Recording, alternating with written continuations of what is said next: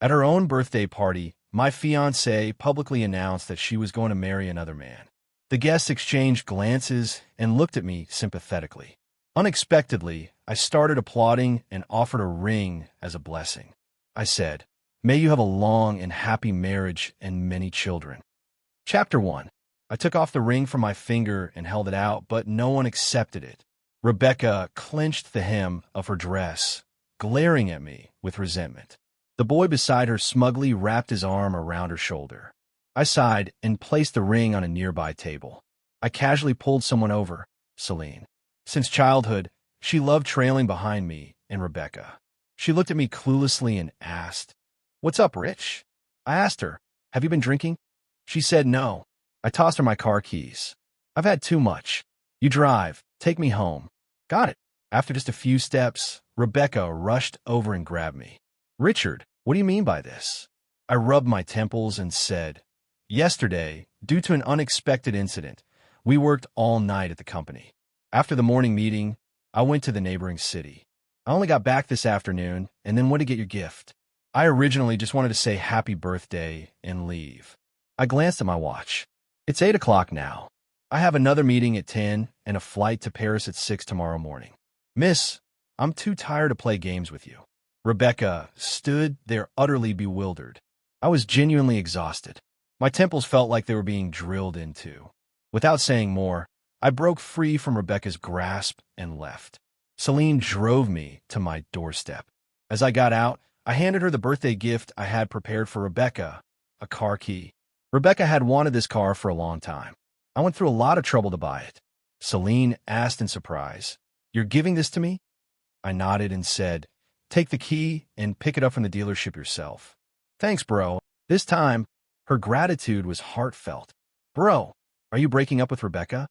"Yes, I'm canceling the engagement. If anyone asks, you don't need to hide it." "Got it." Rebecca really overstepped this time. You should have taught her a lesson long ago. I smiled, waved her off, and went inside. After showering, I forced myself to stay awake to finish the meeting. As soon as it ended, I collapsed onto the bed without any delay. When my secretary opened the door to wake me the next morning, I was still in a daze. It felt like I hadn't slept at all, just closed my eyes for a moment. My phone was full of unread messages and missed calls. Some were curiously asking what happened between me and Rebecca. Others were gossiping about whether I was breaking up with her. Some expressed concern about how I was doing. Most echoed Celine's sentiments, that I should indeed teach Rebecca a lesson. Everyone thought I was just using this opportunity to curb her spoiled behavior, and that we'd reconcile afterward. After all, in their eyes, I was hopelessly in love with Rebecca, loving her to the point of losing all principles. Chapter 2. Rebecca was the girl I liked when my feelings first blossomed in high school. Back then, she was beautiful and flamboyant, bright and dazzling, impossible to ignore. I was no exception, so I confessed to her, "Rebecca, will you be my girlfriend?" She looked at me with a hint of disdain and said, "Top student, I don't like goody-goodies." Because of her words, in my youthful recklessness, I did many absurd things. Smoking, drinking, skipping classes, clubbing. I started hanging out with Rebecca. Until one day, she appeared before us, arm in arm with a refined-looking boy. She said, "Let me introduce my boyfriend." I suddenly realized it wasn't that she didn't like good students. She just didn't like me. Rebecca couldn't swim, but was as promiscuous as they come. She had many boyfriends. Later, in our sophomore year of college, I got engaged to her. Skipping the dating phase, we became fiancé and fiancé. This had a nerve for her. She wept bitterly but said viciously, "You resorted to such unscrupulous means just to be with me. Don't you know I'll never like you?" What did I say back then? I remember. I told her it's okay. I don't need you to like me. I just need you to marry me. From sophomore year until now, Rebecca has been my fiancée for 6 years. In those 6 years, her flirtatious behavior never stopped. She flirted with and dated different men. Sometimes I'd help her clean up the mess. Each time, I'd only ask her one question. "Did you sleep with him?" She'd ask, "What if I did? What if I didn't?" I'd tell her, "If you did, you're free." But she was strange. Despite having countless admirers, She never let anyone touch her. I really didn't know what she was holding on to. Chapter 3. It was 3 days after I returned from Paris. During these 3 days, I had no contact with Rebecca. However, people in our circle frequently informed me of her whereabouts. For instance, the man she said she was going to marry had already been dumped by her. She was hanging out in bars every day with people from our circle. Even Bruno threatened to sever their father-daughter relationship. Moreover, the car I gave to Celine was bought back by her at twice the price. What surprised me even more was that when I got off the plane, I saw Rebecca. Even wearing sunglasses couldn't hide the paleness on her face. She said, "Dad wants to invite you over to our place for dinner." "Sorry," I replied. "I have other things to do and can't make it. I'll personally call Director Lou to apologize." Rebecca looked at me. After a moment, she turned and left, leaving only a cold, "Suit yourself." I didn't mind and drove straight home. I wasn't brushing her off. I really had things to do. Grandfather had called me, asking me to come home for dinner. He said it was for dinner, but in reality, it was to receive a lecture. "I heard you had a conflict with Rebecca." He was giving me an out, but I didn't accept his gesture. "Grandfather, I want to break off the engagement with the Lou family." Grandfather's face darkened. "Rebecca is a bit willful. Do whatever you want, but I absolutely won't agree to you breaking off the engagement. No, I want to call it off." Grandfather slammed the table. "Kneel down." I obediently knelt before him. "Do you know how much loss we'll suffer if we break off the engagement with the Lou family?" Of course I knew. Since our engagement with the Lou family 6 years ago, our cooperation with them had become increasingly seamless. Not to say we share glory and loss, but separating now would at least peel off a layer of skin. But I smiled lightly and said, "What if I can make up for that loss?" Grandfather calmed down. He tapped his fingers lightly on the table. "Then we'll talk after you've made it up." So after leaving the old house, I sent a message to my competitor. "Miss Lee, do you need a husband?" Chapter 4. Emily was the quintessential golden child among our generation. No matter who it was, at some point their family would say, "Look at Emily, a well-rounded, wealthy beauty who excelled in every aspect." She disdained associating with us spoiled rich kids. It was only after I started taking over the family business that I had interactions with her. How should I put it? The golden child my parents always mentioned. I finally had my revenge. Last month, she and I bid on a piece of land at the same time. I won. I narrowly beat her price. This victory has kept me smug in our circle to this day. After sending the message, Emily didn't reply for a long time. Not until 11 at night did she finally respond. She sent a question mark. I excitedly bounced up, hugging my phone with a wide grin. I called her directly. "President Lee, are you busy?" Emily chuckled politely. "What brings you to call me?" "President Wong," I got straight to the point. "Have you considered the question I asked you earlier?" Emily was silent for a moment. Then she said, "Husband." I took a sharp breath. Although she spoke without emotion, that word hit me right in the heart. Did she just call me husband directly? Should I reciprocate? While I hesitated, she spoke again. "Are you trying to introduce me to someone, President Wong?" I was speechless. So it was a question. Good thing my mouth wasn't faster than my brain. So I said, "Mainly, President Lee, you're at a marriageable age, and I happen to have a suitable candidate. I wonder if you're interested." "Who? Me?" Dead silence. Silence is the flute bidding farewell.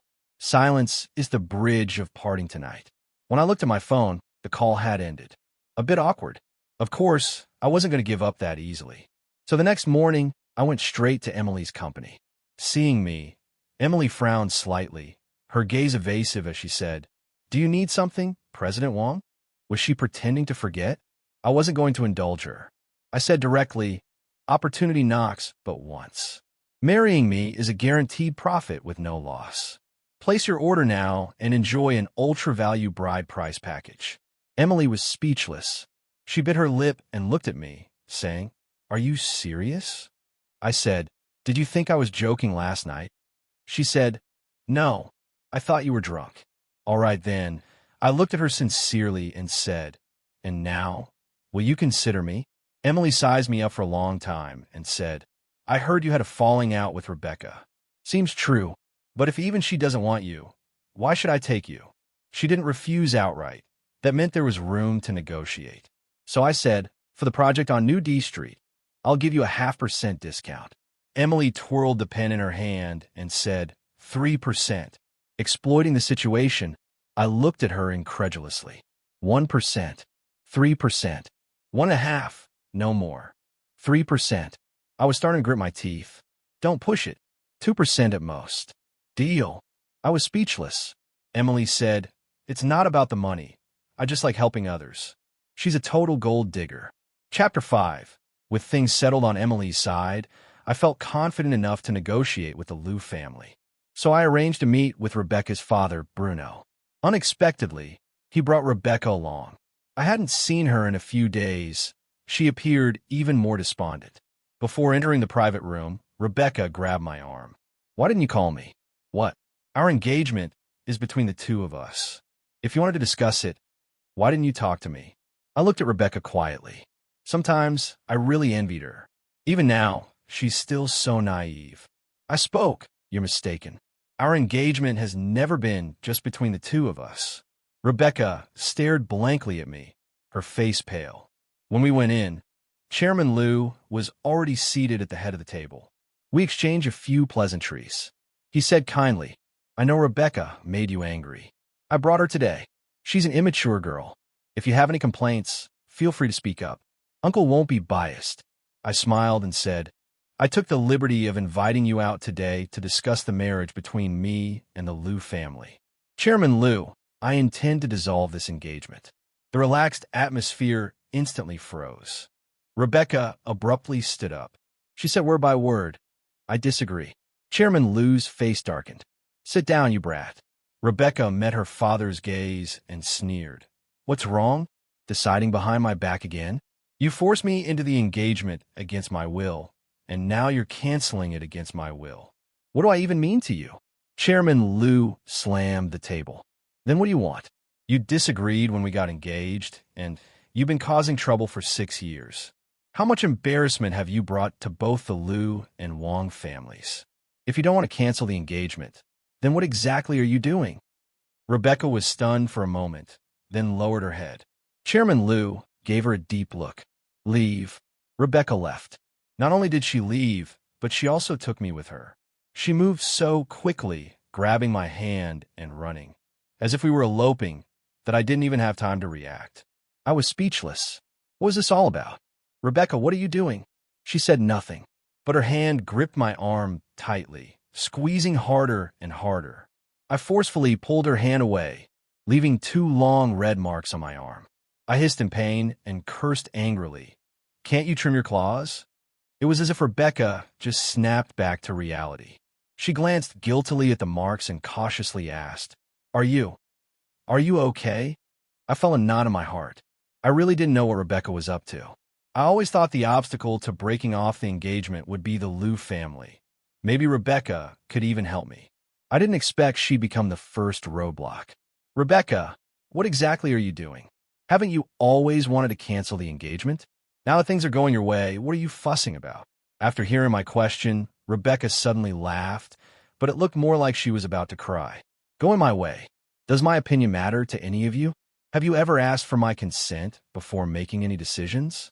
I seemed to understand what she meant. So you feel that me proposing the cancellation hurts your pride? No problem. You can propose it. I can even tell everyone in our circle that you dumped me. I smiled and continued. Actually, it doesn't have to be so troublesome. Didn't you already announce that you had someone to marry? Us breaking off the engagement now is perfectly reasonable. She said, That's over. I asked what? Rebecca looked at me and said, I never intended to marry anyone else. I was silent for a few seconds. But you'll eventually marry someone else. This was something I suddenly realized at her birthday party. 6 years. I was already tired, but Rebecca seemed to have endless energy, still causing trouble. The person at the party that day might not have been someone she truly wanted to marry. But sooner or later, she would get married. I'm not someone who likes to be passive, so I had to plan ahead and take the initiative.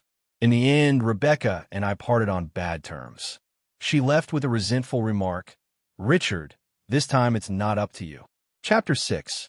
Of course, it's not up to me. But it's not up to her either. This is something that needs to be negotiated. Before meeting Chairman Liu, I had already taken Emily to meet my grandfather. We had a meal together and chatted casually. We didn't say much. Those who understood, understood. That night, grandfather relented. I'm old and can't manage you young people's affairs anymore. Do what you want. This time, I went directly to Chairman Liu's office. And out in an hour, the engagement was canceled. We agreed to announce the cancellation on our respective official websites at 8 a.m. tomorrow.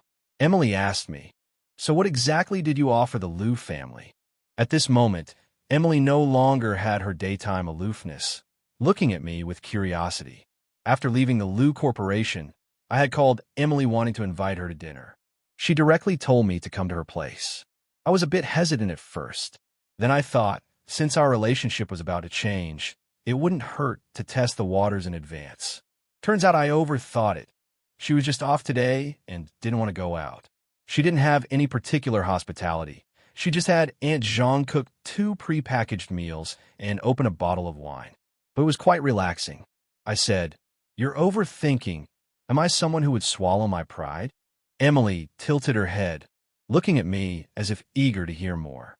Actually, the Liu family doesn't have much to hold over me. In these 6 years, no one was a fool. It was just mutually beneficial cooperation. There's only one thing, Clearwater Bay. The Liu family is the investor. If I break off the engagement, they'll withdraw their investment.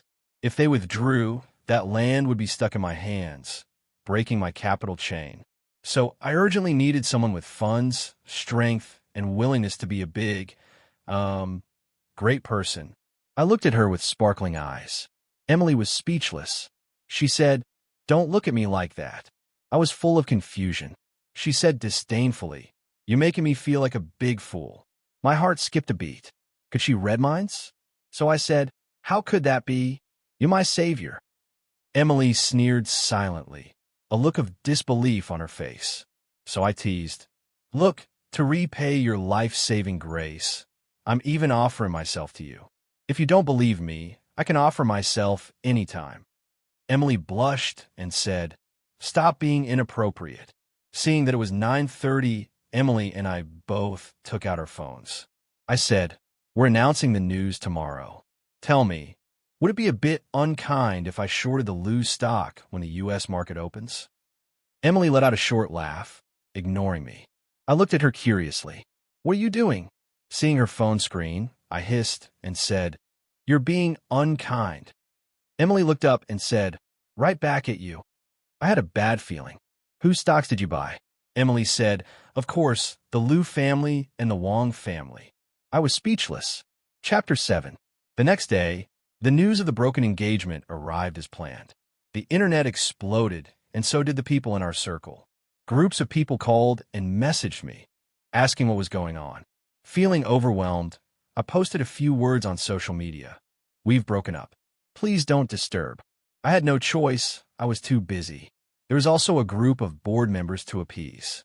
Unexpectedly, Rebecca barged directly into the conference room. My assistant looked helpless. She mouthed that she couldn't stop her at all. Rebecca didn't look well. I could even see the red veins in her eyes, as if she were furious. I said, "Please go to my office. I'll talk to you after the meeting." Rebecca let out a cold laugh and bit her lip. "Richard, you're ruthless, truly ruthless. It was you who said you liked me, you who chased after me all these years, you who insisted on marrying me." Bang! I slammed a folder onto the table, cutting her off. "Elise, please continue the meeting." "Yes, Mr. Wang." I glanced at Rebecca and walked out of the conference room. She followed me into my office. She said, "Feeling embarrassed now, aren't you, Richard? You brought all this upon yourself. I never asked anything of you, never forced you. It's you who kept pushing me." I looked at Rebecca coldly. After she finished speaking, I replied, "Indeed, it's quite embarrassing, but it's not my reputation that's tarnished. It's your Liu family's." Rebecca glared at me intensely, as if she wanted to bore holes through me. I continued, "Rebecca, this isn't the first time you've trespassed into my conference room, but it will be the last. If it happens again, I'll have security escort you out." "Rebecca, we're all adults here. Adults have their own set of rules. Not every place is somewhere you can come and go as you please. Rebecca seemed to have suffered a huge blow. Her face instantly turned pale. She murmured, "You said you liked me, Richard. You can't do this." Seeing her like this, I felt a bit helpless. "Rebecca, can you get a grip?" "Yes, I said I liked you, but when was that?" "The first time I told her I liked her was in high school. The last time I told her I liked her was also in high school. We were 17 then. Now we're 26. Almost 10 years have passed. In 10 years, my interests, tastes, and style have all changed drastically. I've long forgotten what it felt like to like you 10 years ago. Besides, does the fact that I like you even matter to you?" Rebecca staggered back 2 steps. She said, "So you haven't liked me for a long time?" "Yes, you haven't liked me for a long time. All these years I've done so much, and you reacted indifferently, as if it didn't matter. Even when I kissed others, you acted like you didn't see it, and afterward, you'd warn them not to spread the photos. I kept testing your limits, but you had no boundaries with me. As long as I didn't sleep with others, it was fine." "Huh. As long as I didn't sleep with them. Everyone thinks you're madly in love with me, but only I know you don't love me at all." Rebecca shouted, "Why? Why do you say you love me when you want to and say you don't when you don't? Why do you decide to get engaged and then cancel it as you please? Richard, who do you think you are?" I was a bit stunned and blurted out, "Because I have the ability to do so now." At the same time, I realized something was off. "Rebecca, don't tell me you like me." Rebecca froze on the spot. She instinctively wanted to refute, but suddenly held back, saying nothing. I felt it was somewhat absurd. "Rebecca, who taught you to like someone this way?" Rebecca seemed to see a glimmer of hope. "I don't know how to like someone. I've been wrong all these years. I won't do this anymore. Let's not cancel the engagement, okay?" It was the first time she spoke to me in such a humble tone, but it wasn't necessary. I said, "Rebecca, over the years my criteria for choosing a partner have also changed. When I was young, I liked someone beautiful and flamboyant, but now I like someone who can stand shoulder to shoulder with me. Someone with whom we can mutually respect and understand each other. You're not suitable. Rebecca never met my criteria for a partner, but the Liu family did. I used to think that if Rebecca wanted to fool around, so be it, as long as she didn't cause me trouble. But over the years, it's proven that she is trouble." Chapter 8. Emily called me. "Your ex-fiancé is still pestering you." I chuckled and said, "President Lee, your information is quite up to date." Emily sneered. "It's not that I'm well informed. It's that your ex-fiancé is making too big of a scene." I felt a headache coming on. She kept referring to her as my ex-fiancé. Why did it sound a bit sour? But I wouldn't think she's jealous. Emily and I are the same kind of people. If someone were causing such a scene on her side, I wouldn't be happy either. I quickly promised, "This is the only time. It won't happen again." Emily acknowledged with a hum. After hanging up, I told my assistant to inform the front desk that Rebecca would need an appointment if she came in the future. After a busy day, I finally appeased the board members. At the end of the workday, I unexpectedly received another call from Emily. Her tone was somewhat subtle. "Your front desk asked me to make an appointment." I was speechless, but that wasn't the main point. I asked, "You're here?" Emily didn't speak. I immediately understood. I said, "Please hand the phone to the receptionist." After resolving the issue with Emily, I instructed my assistant, "In the future, if Emily comes, don't stop her. Let her come up directly." "Emily." My assistant looked astonished. I nodded. She silently gave me a thumbs up. Emily arrived. She didn't come empty-handed. She even brought me dinner. I was indeed hungry, but 7 or 8 packets of ready-made meals were a bit excessive, so I tactfully expressed that I couldn't eat that much. Emily was speechless. She said, "Can I eat with you?" So Emily and I rearranged a spot in the office. We ate while discussing the Clearwater Bay project.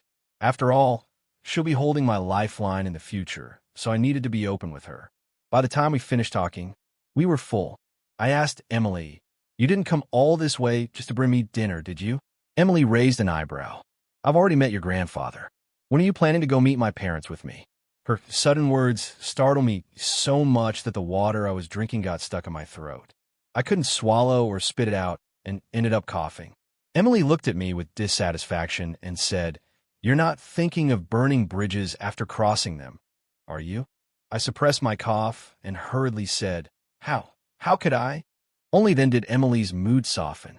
She reached out and patted my back. She snorted, "Pathetic." After a long while, I finally calmed down. I felt a bit helpless. I said to Emily, "To be honest, I don't have successful experience interacting with elders." I shook my head and didn't say more. My parents died early. I was raised by my grandfather. As for my grandfather, he's extremely profit-oriented. He groomed me solely as an heir, so our relationship has always been based on interests. If I harm the interests, I get punished. Feelings didn't matter. It was all business. But Emily's parents are different, because the one with whom I have a vested interest is Emily, not her parents.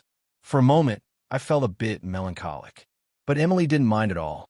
What's there to experience? Just cater to their preferences. My dad loves tea, and my mom loves beauty. I took a deep breath. When? Next weekend. All right, got it. Emily frowned at me. What's wrong? I asked. She sighed helplessly. Don't act like you're marching to your doom. My parents won't eat you. Besides, I'll help you smooth things over. Chapter 9, being with Emily, is very comfortable. She understands boundaries and knows when to advance or retreat, never making you feel offended. And since being with her, I've been making more and more money. Could you be my lucky charm?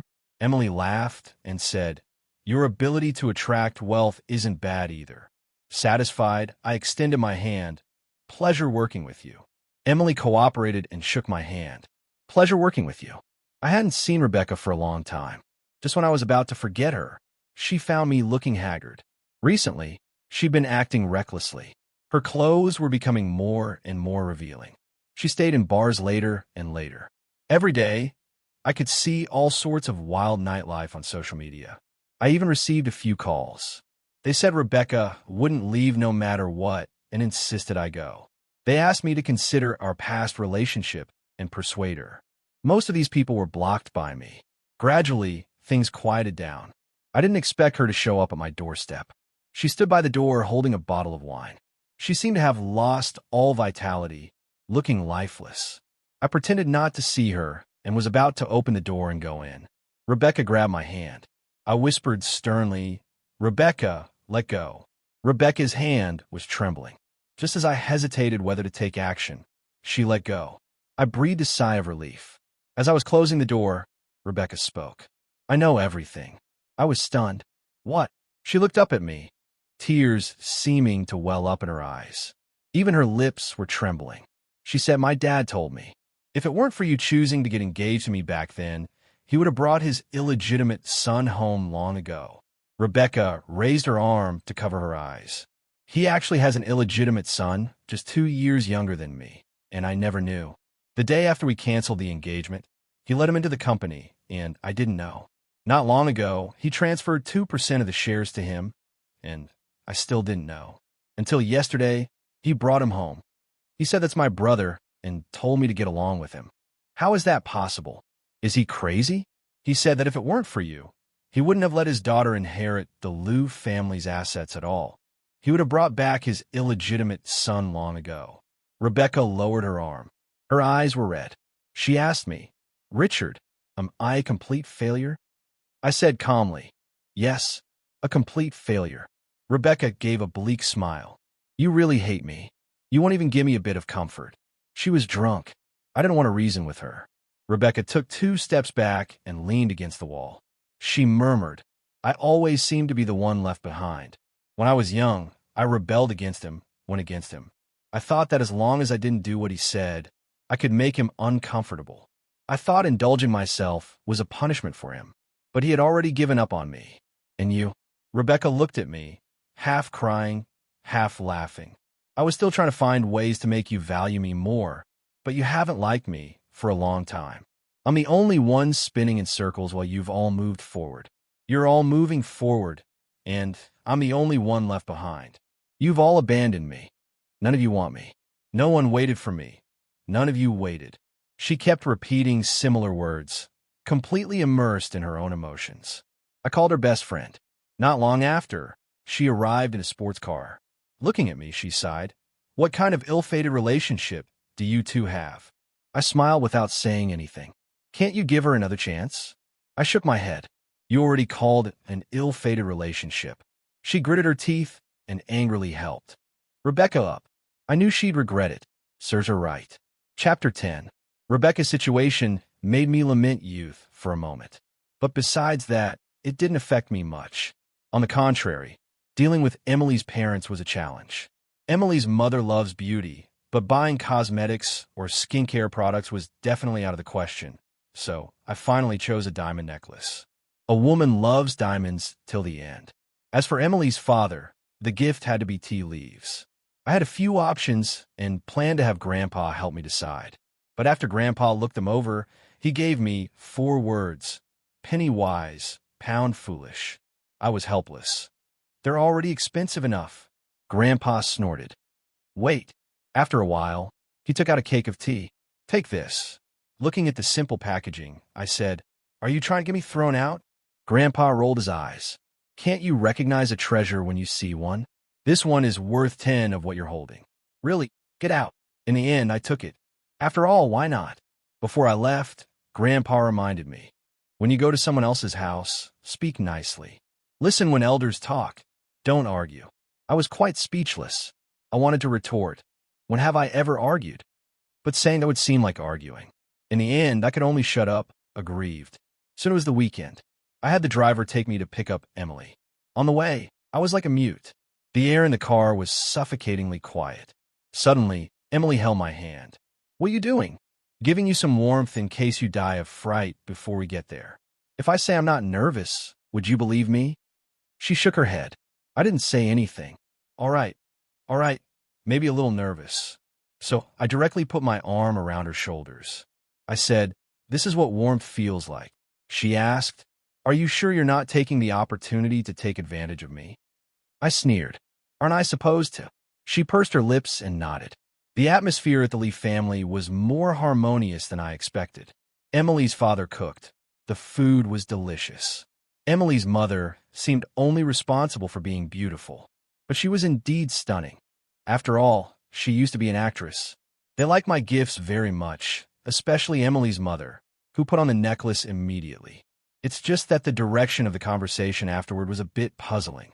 Emily's father asked, When are you planning to get married? Emily looked at me. When are you planning to marry me? I really wanted to scold her. Was she trying to throw me under the bus? So I said, I can do it any time. It's up to Emily. I'll follow her lead on this. Emily looked at me. I raised my eyebrows at her. She then said, My idea is to get the marriage certificate at the end of the month and hold the wedding at the end of the year. I was dumbfounded. Emily's mother was very happy, excitedly discussing wedding plans with us. I felt confused until we left. Sure enough, talking about money is easier. As I was leaving, she said seriously, Let me know when you made up your mind. Made up my mind about what? Get the marriage certificate at the end of the month? Wedding at the end of the year? Emily said, In business, we need to add some insurance to our cooperation. Isn't marriage a natural thing? Lying in bed that night, I began to think about marriage.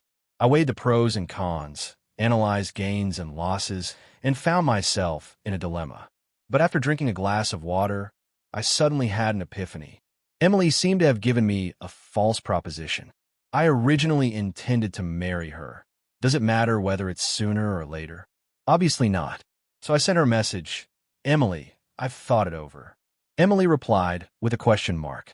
I ignored her and went straight to sleep. The next day, I told her, Let's get married. Emily looked at me speechlessly and asked, Are you sure? I was puzzled. Weren't we originally planning to get married? After saying that, I immediately signed a check for $200 million and handed it to her. Emily nodded sincerely, saying, Impressive as always, Mr. Wong. It wasn't until years later, after our daughter was born, that Emily told me, Back then, I thought you'd give me a romantic proposal. But no, impressive as always, Mr. Wong. Just handed me a check, no frills. So you agree? Yes. Making money is nothing to be ashamed of. Chapter 11. Emily and I scheduled our marriage registration for 3 days later, because on that day, Emily would officially invest in Clearwater Bay. Then, when we announced our marriage certificate, It would be a win-win.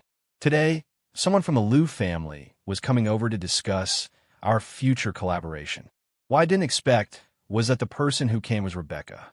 Surprised for 2 seconds, I quickly stood up to shake her hand. President Liu, pleasure to meet you. Rebecca looked at me, gripping my hand tightly for several seconds before letting go. She said, President Wang, pleasure to meet you. Without much small talk, we got straight to the point. What surprised me was that Rebecca didn't take the opportunity to propose any conditions. All the contracts were in accordance with the previous agreements. She said, Rest assured, President Wang, our personal matters won't affect the collaboration between our families. I wasn't sure if Rebecca had done something behind the scenes, but it didn't matter. After all, only a fool wouldn't take advantage of a good deal. So we happily signed the contracts. President Wang, would you like to have a meal together? I nodded and said, Of course. Since Rebecca decided to get involved in the company's affairs, we'd have plenty of opportunities to interact in the future. After all, it's wise to leave room for future encounters. Rebecca chose a place I often visited, though it was my first time going there with her. She ordered dishes that I mostly liked, but I pretended not to notice. I raised my glass. Thank you for your hospitality today, President Liu. I hope we have pleasant cooperation in the future. Rebecca looked at me with a bitter smile. Do we need to be so distant? Now that we're no longer engaged, can't we at least be friends? The more friends, the better. I put down my glass and said, Of course we can. Rebecca was stunned. Her expression didn't look good.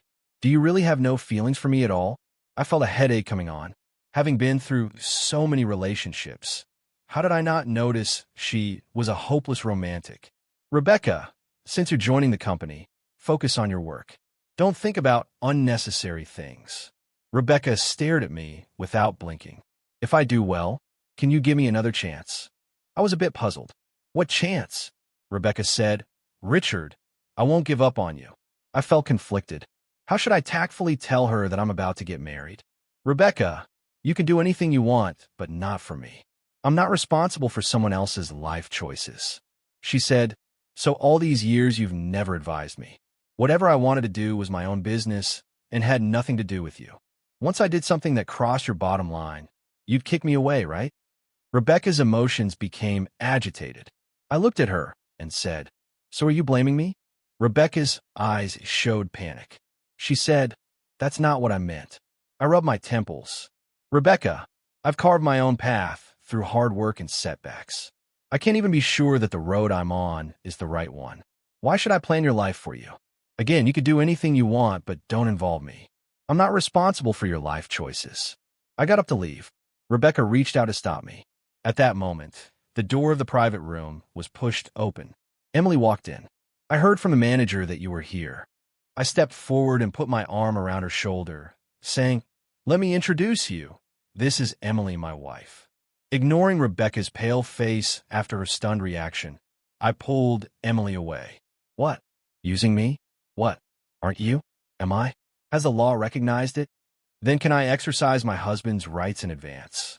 Emily chuckled softly and held my hand. Of course you can, hubby. Chapter 12. It seemed I had greatly upset Rebecca. She grabbed me, regardless of the occasion. Don't do this, Richard. Don't treat me like this. You're lying to me, right? You're taking revenge on me, aren't you? Her eyes were full of pleading as she looked at me.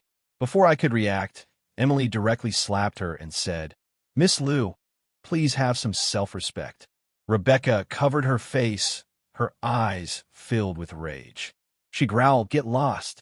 Give Richard back to me.